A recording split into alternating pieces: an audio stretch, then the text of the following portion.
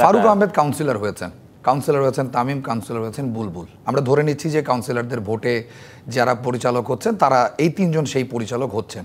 তখন আসলে কি হবে? তখন যদি হাইপোথেটিক্যালি যদি বলি সুজন যে তামিম বোর্ড প্রেসিডেন্ট হলেন, তখন কি বুলবুল আর ফারুক তার সাথে কাজ করবেন?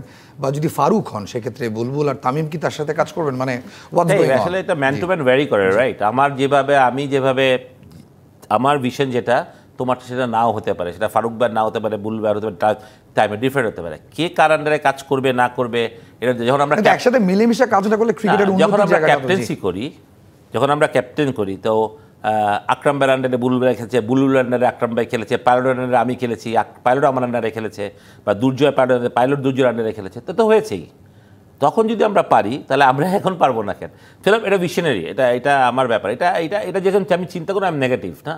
If I am think about it যে ইফ তামিম ইজ আমার থেকে ক্রেডিবিলিটি থাকে ভালো, তামিম আমার থেকে ভালো কাজ করতে পারে, ওয়াই নট?